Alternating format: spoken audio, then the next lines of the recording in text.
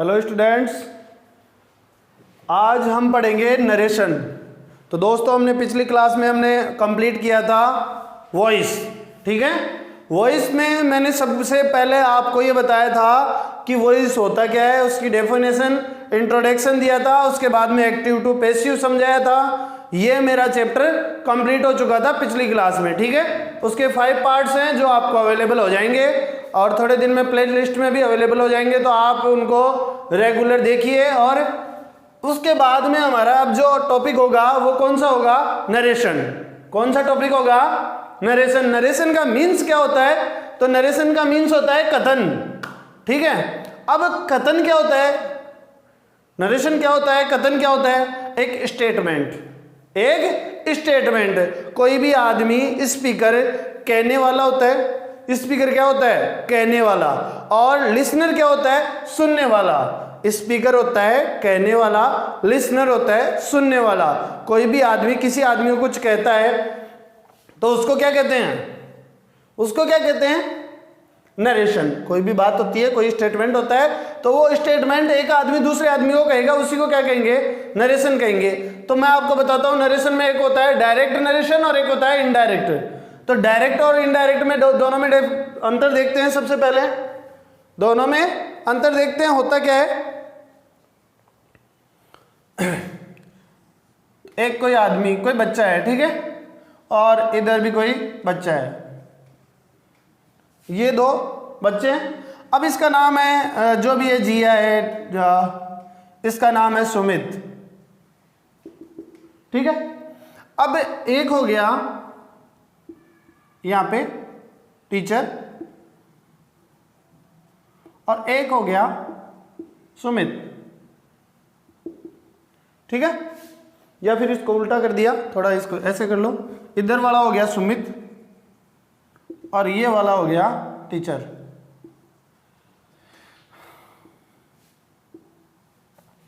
सबसे पहले आप मेरे को, बड़ा इंटरेस्टिंग पॉइंट है नरेशन, कोई दिक्कत वाली बात नहीं है, एकदम मजे से इसको पढ़ेंगे। और ये जैसे किसी की चुगली होती है उसी टाइप का टॉपिक है। किसी के बारे में चुगली करना, वो ही क्या है? नरेशन है। तो नरेशन के अंदर सबसे पहले हम देखेंगे कि डायरेक्ट क्या होता है और इनडायरेक्ट क्या होता है। तो मैं इसको क्या लिखूंगा? डायरेक्ट, और इसको लिखूंगा इनडायरेक्ट, ठीक है। ये हो गया हमारा डायरेक्ट और ये हो गया हमारा इनडायरेक्ट। सबसे पहले मैंने क्या किया कि एक कोई जिया नाम की लड़की है, गर्ल है, तो वो सुमित को कहती है कि मैं आज कोचिंग नहीं आऊंगी, मैं आज कोचिंग नहीं आऊंगी क्योंकि मैं बीमार हूं। किसने कहा? जिया ने। किसको कहा? सुमित को, ठीक है। अब सुमित क्या करेगा? सुमित जाएगा अपनी कोचिंग में। कोचिंग में जाते ही टीचर ने पूछा कि आज जिया क्यों नहीं आई, तो सुमित क्या बोलता है कि उसको बुखार है, वो इलनेस है, वो बीमार है, ठीक है, और वो आज कोचिंग नहीं आएगी। कौन कहता है? सुमित कहता है। बात किसकी कर रहा है? जिया की। बात किसकी कर रहा है? जिया की। कहता किसको है? टीचर को। कहता किसको है? टीचर को। समझ में आया क्या? डायरेक्ट में ये दोनों बात कर रहे हैं। डायरेक्ट में ये दोनों बात कर रहे हैं। कौन कौन? जिया और सुमित। जिया और सुमित आपस में बात कर रहे हैं, उसको तो क्या कहेंगे? Direct narration. और अगर जिया की बात होगी, लेकिन करेगा कौन कौन? सुमित और टीचर बात करेंगे। किसके मामले में? जिया के मामले में। समझ में आएगा आपको? फिर से सुनो, अगर ये दोनों आपस में बात करते हैं, जिया और सुमित आपस में बात करते हैं, तो वो हो गया डायरेक्ट। और यहाँ पे बात किसकी हो रही है? जिया की। कर कौन रहा है? सुमित और टीचर। सुमित और टीचर दो आदमी बात कर रहे हैं, लेकिन कर किसकी रहे हैं? तीसरे आदमी की। तो यहाँ पे हो गया दो आदमियों के बीच में या दो पर्सन्स के बीच में अगर बात होगी तो वो होगा डायरेक्ट नरेशन। और दो के बीच में होगी, लेकिन होगी किसकी? किसी तीसरे आदमी की बात होगी, वो हो गया इनडायरेक्ट नरेशन। समझ में आ गया क्या? डायरेक्ट और इनडायरेक्ट दोनों नरेशन समझ में आ गए। अब हम आगे देख लेते हैं, आगे बात करते हैं। आगे बात करते हैं इसमें होता क्या है, क्या नहीं होता है, वो चीजें हम क्लियर करते हैं। बड़े ही मस्त तरीके से हम पढ़ेंगे।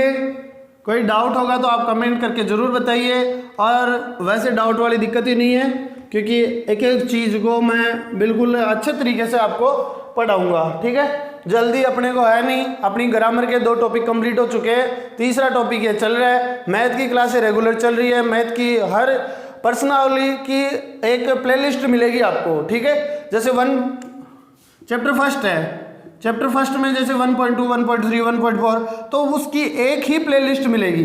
ठीक है, और चैप्टर सेकंड है, चैप्टर सेकंड का एक प्लेलिस्ट मिल जाएगा। ऐसे इंग्लिश का जैसे टेंस का जो टॉपिक है उसका एक प्लेलिस्ट मिल जाएगा, उसमें पूरी क्लासें अवेलेबल हो जाएगी, चाहे वो 10 मिनट की हो, 20 मिनट की हो, 1 घंटे की हो, कितनी भी देर की हो, सब क्लासें मिल जाएगी आपको।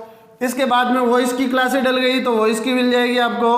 अभी डायरेक्ट इनडायरेक्ट चल रहा है, और सर शायद हो सकता है कि फर्स्ट चैप्टर कंप्लीट हो गया और सेकंड चैप्टर भी कंप्लीट हो चुका है, अब थर्ड चैप्टर आपका स्टार्ट होने वाला है या फिर हो गया होगा। तो आप इनको धीरे धीरे करके और क्लासों को लेते रहो, क्योंकि काफ़ी ज़्यादा टॉपिक हो चुके हैं। ठीक है, और 100 वीडियो से ऊपर वीडियो कंप्लीट हो चुके हैं। तो आप ज़्यादा से ज़्यादा लाइक करें, शेयर करें और सब्सक्राइब करें। ठीक है, और अगर वीडियो पसंद आया तो कमेंट करके बताएं कि वीडियो का क्या अच्छा लग रहा है। उसमें हम पढ़ा रहे हैं आपको, इतनी मेहनत करके पढ़ाते हैं, तो आपका भी थोड़ा बहुत फर्ज बनता है कि हाँ सर ये हमें सही लगा, यहाँ पे हमें प्रॉब्लम आ रही है। कोई दिक्कत नहीं है, एक बार नहीं 10 बार बताएंगे, लेकिन आप बताओ तो सही कि हमें सर यहाँ पे प्रॉब्लम आ रही है। ठीक है, तो हमने देखा कि डायरेक्ट और इनडायरेक्ट में होता क्या क्या है। अब देखते हैं यहाँ पे Rajesh said to me, Rajesh ने मुझसे कहा, I am going to market। ठीक है, ये आपका क्या था, सेंटेंस था। सबसे पहले इसमें ये हमें दिया गया है डायरेक्ट में। किस में दिया गया है, डायरेक्ट में दिया गया है। अब हमको इसको चेंज करना है इनडायरेक्ट में। किस में, इनडायरेक्ट में। तो इनडायरेक्ट में चेंज करने से पहले हमें पता होना चाहिए कि ये वाला जो पार्ट है, ठीक है, ये वाला जो पार्ट है उसको क्या कहते हैं, और रिपोर्टिंग वर्ब। कौन सा पार्ट बोलते हैं, और रिपोर्टिंग वर्ब क्यों कहते हैं, क्योंकि ये रिपोर्ट करने वाली वर्ब। रिपोर्ट करने वाली वर्ब का मतलब होता है कहा, तो इसका मतलब होता है सेड, बताया, टेल, आस्क, पूछा। तो ये सब चीजें किस में आएगी, ये होती है रिपोर्ट करने वाली वर्ब्स। समझ में आया, ये होती है रिपोर्ट करने वाली वर्ब्स। और ये रिपोर्ट करने वाली वर्ब्स किधर आती है, फर्स्ट सेंटेंस में। ठीक है, अब इन्वर्टेड कोमा में होता है, इन्वर्टेड कोमा में होता है उसको क्या कहते हैं, रिपोर्टेड स्पीच। रिपोर्टेड स्पीच समझ में आ गया क्या आपको। एक होता है रिपोर्टिंग वर्ब, दूसरा होता है रिपोर्टेड स्पीच। समझ में आ गया। तो सबसे पहले हम रिपोर्टिंग वर्ब के क्या क्या रूल होते हैं, क्या क्या नहीं होते हैं इनडायरेक्ट में चेंज करते समय, उनको पढ़ेंगे। ठीक है, किसको पढ़ेंगे, ये आपको पता होना चाहिए। कहा, पूछा और बताया, ये अगर वर्ब्स आती है तो वो कौन सा होता है, और रिपोर्टिंग वर्ब होता है। ये कई बार क्या होता है कि ये वाला जो सेंटेंस होता है रिपोर्टेड स्पीच, इसको आगे दे देता है और बाद में इसको पीछे दे देता है, तो आगे पीछे भी हो सकता है ये। ठीक है, आपको पता होना चाहिए रिपोर्टिंग वर्ब को कैसे पहचानते हैं। और रिपोर्टेड स्पीच में क्या होता है, स्टेटमेंट होता है जो क्या इसने कहा है, किसने, सब्जेक्ट ने। समझ में आ गया। इसका फॉर्मूला क्या होता है, सबसे पहले वो देख लेते हैं। तो सबसे पहले क्या दिया रहता है, सब्जेक्ट, उसके बाद में हेल्पिंग वर्ब अगर है तो, नहीं है तो कोई बात नहीं है, फिर वर्ब दे रखी होती है और फिर ऑब्जेक्ट दिया हुआ रहता है। ये होता है रिपोर्टिंग वर्ब का फॉर्मूला। ये होता है रिपोर्टिंग वर्ब का फॉर्मूला। तो चेंज करने के रूल्स देख लेते हैं। Change in indirect, change in indirect. अब डायरेक्ट स्पीच और इनडायरेक्ट स्पीच में क्या डिफरेंस है दोनों में। तो सबसे पहले क्या कर लेते हैं, इसको चेंज करते हैं। तो चेंज करने के अंदर सबसे पहला रूल क्या होगा, सबसे पहला रूल क्या होगा, सब्जेक्ट का सब्जेक्ट रहेगा, सैड को किस में चेंज करोगे, सैड को चेंज करोगे टोल्ड में, किस में, टोल्ड में। दूसरा अगर से आ गया तो किस में करोगे, टेल में, किस में, टेल में। तीसरा अगर टेल्स आ गया तो किस में करोगे, तो करोगे टेल्स में, किस में, टेल्स में। फिर इसके बाद में आगे देखते हैं, सैड वाला सिस्टम समझ में आ गया। इसके बाद में आगे देखते हैं तो टू दे रखा है क्या, तो remove to, second number remove to, ठीक है। अब इसको सबसे पहले ये देखते हैं कि इसमें एक सेंटेंस होता है, स्टेटमेंट होता है, क्या होता है, रूल होता है, if give past tense, past indefinite tense, मतलब क्या होता है, पास्ट इंडेफिनेट टेंस का मतलब क्या होता है, वर्ब की सेकंड फॉर्म, वर्ब की सेकंड फॉर्म। इंडेफिनेट का, पास्ट इंडेफिनेट टेंस का, सिंपल सेंटेंस का मतलब क्या होता है, वर्ब की second form. If give past indefinite tense, verb की second form, then change the reported speech, change the reported speech। एक चीज समझ में आएगी आपको कि अगर पास्ट टेंस होगा, पास्ट टेंस का मतलब क्या है, वर्ब की सेकंड फॉर्म, वर्ब की सेकंड फॉर्म। तो मैं अगर मोटा मोटी बात करूं तो मैं यहां पे देख सकता हूं कि अगर सेड होगा, अगर सेड होगा तो ही क्या होगा, तो ही क्या होगा, रिपोर्टेड स्पीच का टेंस चेंज होगा, रिपोर्टेड स्पीच टेंस चेंज होगा। समझ में आ गया क्या आपको, फिर से सुनो, if give past indefinite tense, verb की सेकंड फॉर्म होती है पास्ट इंडेफिनेट टेंस में, सिंपल सेंटेंस में, then change the reported speech tense, यहां पे टेंस और लिखो आप, टेंस, इसके बाद में लास्ट में लिखोगे टेंस। तो सबसे पहले आपको पता होना चाहिए कि वर्ब की सेकंड फॉर्म का मतलब होता है सैड। अगर सैड दिया हुआ रहेगा तो आप क्या करोगे, रिपोर्टेड स्पीच का टेंस चेंज करोगे, अन्यथा आप टेंस चेंज नहीं करोगे। सेकंड रूल देख लेते हैं, सेकंड रूल देख लेते हैं। मैं इसको मिटा दूं क्या, इसको मिटा देता हूं, हमारे को याद है कि क्या करना है क्या नहीं करना है। याद नहीं है तो स्क्रीनशॉट ले आओ या फिर राइट डाउन करो इसको। अब सेकंड क्या है इसमें कि अगर दे दी, अगर पास्ट टेंस नहीं दिया है तो कौन सा टेंस देंगे, present indefinite and future indefinite, future indefinite, then no change, no tense change in किसमें, रिपोर्टेड स्पीच, रिपोर्टेड स्पीच। इसका मीन्स क्या हुआ कि हम अगर टेंस चेंज करेंगे, टेंस चेंज रूल होगा किसमें होगा, रिपोर्टेड स्पीच। इधर वाले की बात कर रहा हूं, अगर इधर वाले में सैड आ गया तो ठीक है, मामला चल जाएगा। अगर सैड नहीं आया तो सैड नहीं आया तो क्या करोगे, टेंस चेंज नहीं होगा। किसका, इस इन्वर्टेड कोमा के अंदर वाले का टेंस चेंज नहीं होगा, टेंस चेंज नहीं होगा। समझ में आ गई क्या आपको बात, अच्छे से समझ में आई कि नहीं आई। फिर से देखते हैं इसको, दोबारा से देखते हैं। ये मैं रूल लिखवाऊंगा, कौन सा टेंस कब आएगा, कौन सा क्या आएगा, वो चीजें सब मैं आपको बताऊंगा, ठीक है। तो हम देख लेते हैं, present indefinite tense and future indefinite, then no change in reported speech. तब क्या करेंगे, रिपोर्टेड स्पीच का टेंस चेंज नहीं करेंगे। कब नहीं करेंगे, अगर हमें दिया गया हो इधर कौन सा, अगर यहाँ पे दे दिया से, दे दिया से का मतलब वर्ब की फर्स्ट फॉर्म हो गई, से का मतलब कौन सी हो गई, वर्ब की फर्स्ट फॉर्म, तो प्रेजेंट इंडेफिनेट में आता है। या फिर दे दिया हमें विल से, क्या दे दिया, विल से, तो इस कंडीशन में इधर वाले का टेंस चेंज नहीं होता है। समझ में आ गया क्या आपको? ये छोटी छोटी चीज़ें थी जो मैंने आपको बता दी। इसको आगे सॉल्व करते हुए चलते हैं हम। इसको मिटा देता हूँ, दोनों रूल लिख लिया आपने।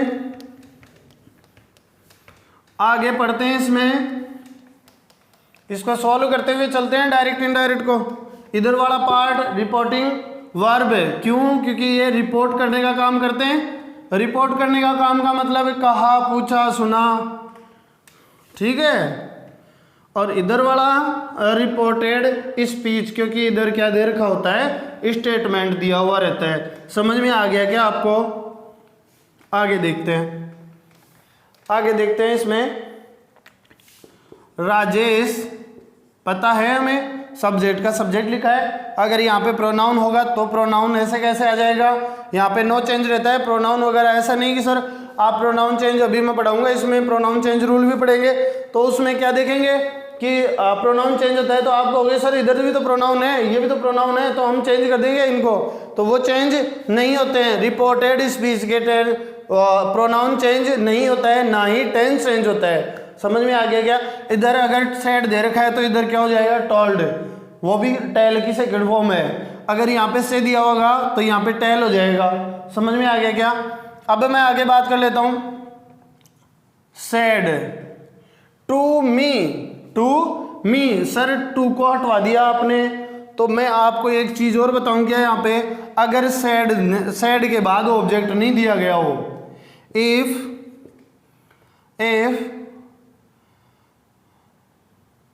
After said, if after said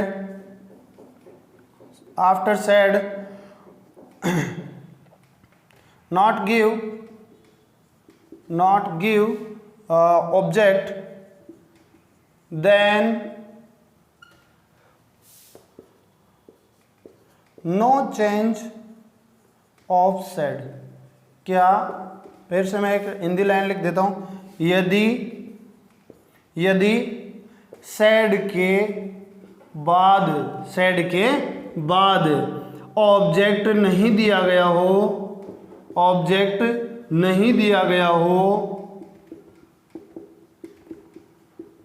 तो क्या कर देते हैं? तो नो चेंज ऑफ सेड, तो सेड को चेंज, परिवर्तन नहीं करते हैं। समझ में आ गया क्या आपको? समझ में आ गया क्या? क्या कह रहे हैं कि अगर सेड है और सेड के बाद में अगर यहाँ पे ऑब्जेक्ट नहीं दिया गया हो, ये वाला ऐसे आता हो, ठीक है, ऐसे आता हो, तो उस कंडीशन में क्या होगा? अगर सेड के बाद में ऑब्जेक्ट नहीं दिया गया हो तब नो चेंज ऑफ सेड को चेंज नहीं करेंगे। समझ में आ गया क्या आपको? समझ में आ गया क्या? तो आपको ये चीज भी पता चल गई कि अगर सर सेड नहीं आता तो क्या करेंगे। तो समझ में आ गया आपको? ये मैं मिटा देता हूं। हिंदी वाले हिंदी में लिखोगे, इंग्लिश वाले इंग्लिश मीडियम वाले इंग्लिश में लिखोगे, सीबीएसई वाले सीबीएसई के अकॉर्डिंग लिख लोगे, तो उसके लिए अलग से थोड़ी ना कुछ पढ़ाएंगे। यही होता है, सब कुछ सेम होता है, ऐसा थोड़ी है इंग्लिश में उसके जी के आई के इधर से ये हो गया तो ये सीबीएसई हो गई, कुछ नहीं। सीबीएसई में भी आईएसई लिखा जाता है, आरबीएसई में भी आईएसई लिखा जाता है, ठीक है।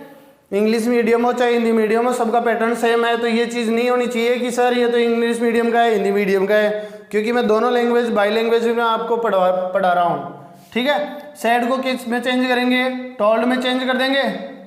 सेड को किस में चेंज कर देंगे? टोल्ड में। इसके बाद में टू क्या था? रिमूव था। उसके बाद क्या बचा? मी। अब आगे क्या देखते हैं? Remove inverted comma, remove inverted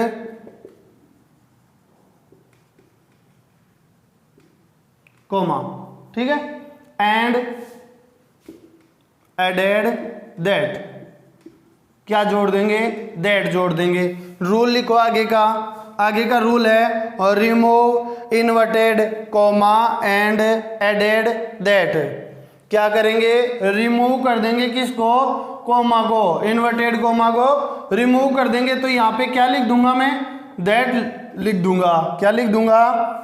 that लिख दूंगा। समझ में आ गया क्या यहाँ तक? ये था आपका रिपोर्टिंग वर्ब के रूल थे। किसके रूल थे? रिपोर्टिंग वर्ब के रूल थे। अब लिखो आप रिपोर्टेड स्पीच रूल। और इस सेंटेंस को, ये सेंटेंस अभी पूरा नहीं होगा तो अब क्या कर लेते हैं, इसको ऐसे के ऐसे ही रहने दो। इसके बाद में यहां पे लिखो आप रिपोर्टेड स्पीच रूल्स। तो मैंने आपको एक प्रोनाउन टेबल लिखवाई थी, ठीक है। वो प्रोनाउन टेबल मैं आपको फिर से अगर लिखवाता हूं, चलो ठीक है लिखवाई देता हूं, कोई ना, इसको छोड़ो इन सबको।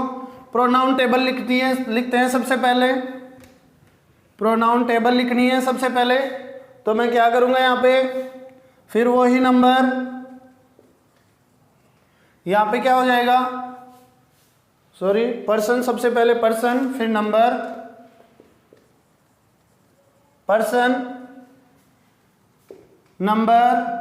अगर पता नहीं, कई बच्चे होते हैं जो पिछली जो वॉइस की वीडियो है उसमें भी वैसे मैंने प्रोनाउन की टेबल बता रखी है, लेकिन ये फिर से लिख लो और यहाँ पे भी लिख लेना personal pronoun table, personal pronoun table है। और ये टॉपिक डाल के और ये लिखना स्टार्ट करो, पर्सन, नंबर, सब्जेक्ट, ऑब्जेक्ट और पजेसिव।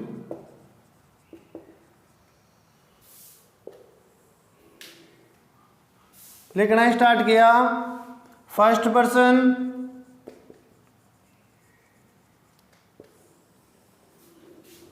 सेकंड पर्सन,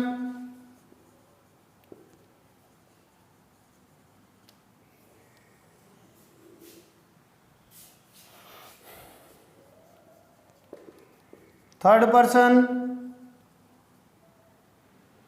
यहां पे लिखना स्टार्ट किया, सिंगुलर, फिर प्लूरल, फिर सिंगुलर, फिर प्लूरल, फिर सिंगुलर,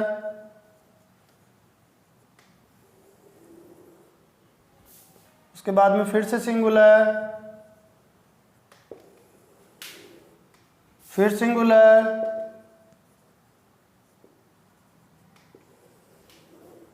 और उसके बाद में प्लूरल। ये हो गया नंबर। अब यहाँ पे आई का ऑब्जेक्ट हो जाता है मी, यहाँ पे पजेसिव फॉर्म होती है माई या माइन। समझ में आ गया? आई का ऑब्जेक्टिव फॉर्म कौन होता है? मी, और पजेसिव फॉर्म कौन होता है? माई या माइन। ये बहुत ज़्यादा रोल निभाएगी इसमें, डायरेक्ट इनडायरेक्ट में आप इसको सीरियसली लोगे। दूसरा होता है प्लूरल, फर्स्ट पर्सन, वी का ऑब्जेक्ट क्या होता है? अस होता है क्या? फिर इसका पजेसिव कौन होता है? ओवर या ओवर्स। फिर देख लेते हैं यू, सेकंड पर्सन का सिंगुलर यू, ऑब्जेक्ट क्या होता है यू का? यू, और पजेसिव क्या होता है? योवर। फिर सेकंड पर्सन भी क्या होता है? सेकंड पर्सन का प्लूरल भी क्या होता है? यू होता है, और फिर यू और योवर्स।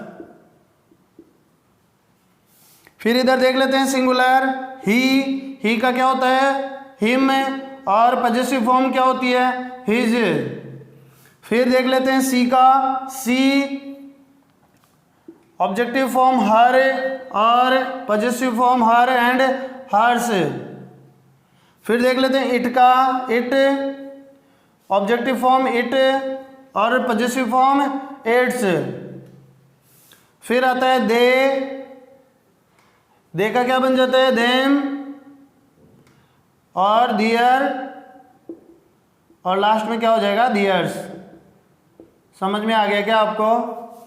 इसका स्क्रीनशॉट लेना चाहो स्क्रीनशॉट ले सकते हो आप।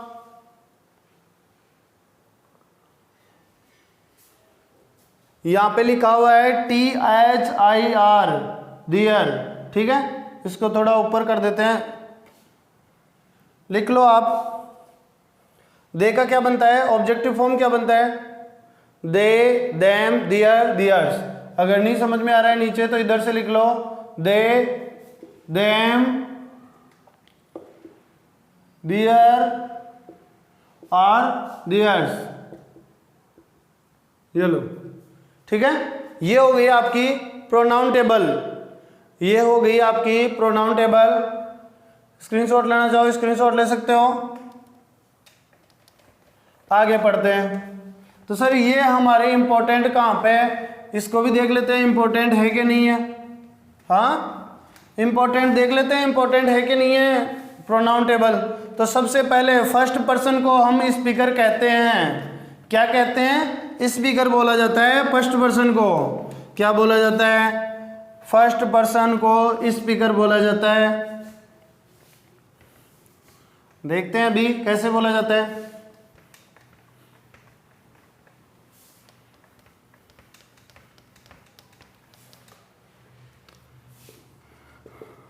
फर्स्ट पर्सन को स्पीकर बोला जाता है।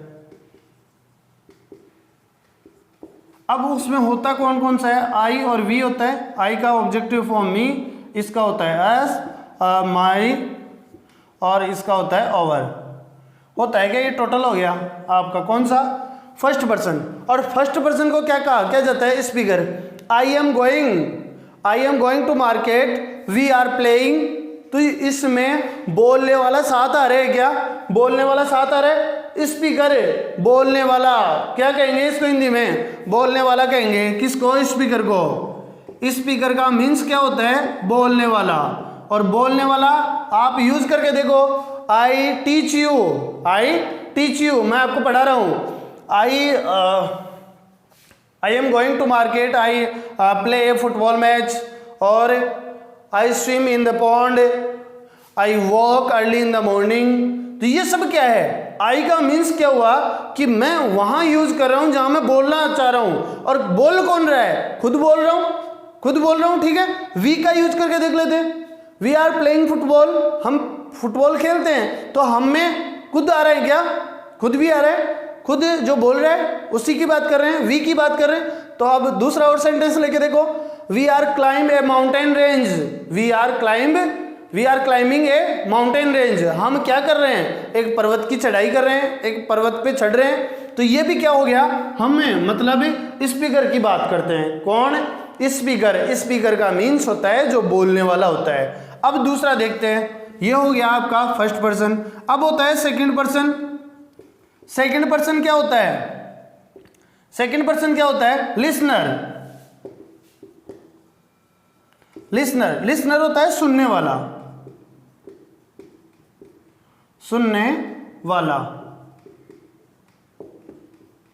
सुनने वाले में कौन कौन होता है? यू होता है, अकेला यू होता है। यू का ऑब्जेक्टिव फॉर्म भी क्या होता है? यू, और पॉजिटिव फॉर्म होता है योर। समझ में आ गया क्या? ये वाली जो लाइन है इसमें ये क्या बोल रहा है कि ये सुनने का काम करता है। कौन?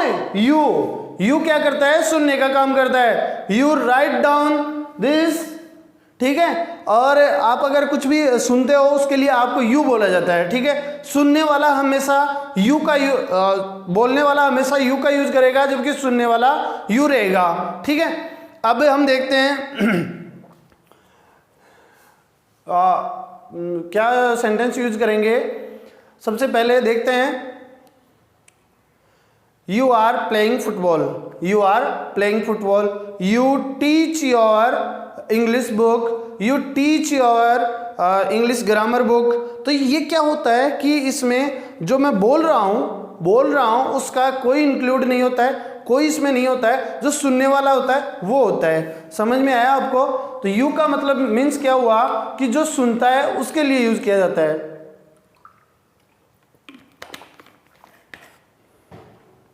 किसके लिए यूज करेंगे? यू का किसके लिए यूज करेंगे? सुनने वाले के लिए। किसके लिए? सुनने वाले के लिए। सुनने वाला होता है वहां पे यू यूज किया जाता है। समझ में आ गया? अब होता है थर्ड पर्सन। तो थर्ड पर्सन को कहा जाता है जिसके बारे में बात होती है।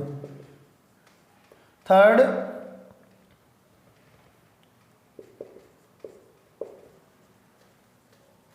पर्सन, जिसके बारे में बात होती है, जिसके बारे में बात होती है। यहां पे कौन कौन सा होता है? सबसे पहले ही, सी, इट और दे। ये सब के सब क्या है? सबके सब क्या है, थर्ड पर्सन है और इनके बारे में बात होती है, लेकिन ये एक्चुअल में इनका कोई रोल नहीं होता है। He is a honest boy, he is going to market, he is regularly going to school, तो ये ही इज क्लेवर बॉय। तो यहाँ पे क्या होगा, यहाँ पे क्या होगा, ये इसके बारे में बात होती है लेकिन ये प्रेजेंट नहीं है। प्रेजेंट कौन है, स्पीकर कहने वाला और दूसरा सुनने वाला। तो यहाँ पे फिर से देखो, she is beautiful girl, she is very intelligent girl. तो ये क्या हो गया, यहाँ पे क्या हो गया, तीसरे के बारे में बात हो रही है, तीसरे के बारे में बात हो रही है। इट आता किस किस के लिए, तो थिंग्स एंड एनिमल्स के लिए इट यूज किया जाता है, ये हमें पता है। सी किसके लिए यूज होता है, फीमेल्स के लिए, फेमिनाइन जेंडर के लिए। और जो ही होता है वो होता है मस्कुलाइन जेंडर के लिए यूज होता है। दे होता है वो किसके लिए होता है, प्लूरल फॉर्म के लिए यूज होता है, ठीक है, और पर्सन्स के लिए होता है। अब आप देखते हो कि इसमें जितना बताना था उतना बता दिया मैंने, ठीक है, क्योंकि इससे ज़्यादा आपके इंपॉर्टेंट है भी नहीं, इससे ज़्यादा पढ़ने का कोई मतलब ही नहीं है। तो इसमें बता क्या रहा था आपको कि थर्ड पर्सन जिसके बारे में बात होती है, ही, सी, इट एंड दे, समझ में आ गया। फर्स्ट पर्सन सुन बोलने वाला, ये हम कल इसको फिर से रिवाइज करेंगे क्योंकि ये बहुत ज़्यादा इंपॉर्टेंट है। ये इतना इंपॉर्टेंट है क्योंकि आपका अगर क्वेश्चन गलत हो रहा है तो सही हो जाएगा और सही है तो गलत हो जाएगा, ठीक है।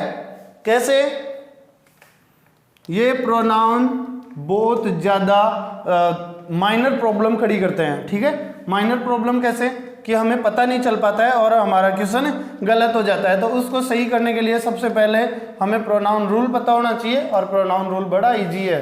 अगर आप प्रोनाउन टेबल याद कर लोगे, और प्रोनाउन टेबल भी याद नहीं है तो जो मैंने अभी लिखवाया स्पीकर में कौन कौन होते हैं, आई और वी होता है। आई का मी का माई, ठीक है। वी का होता है अस, अवर, और एक सेकंड पर्सन होता है जो सुनने का काम करता है, यू, योवर, और थर्ड पर्सन होते हैं ही, सी, इट, दे।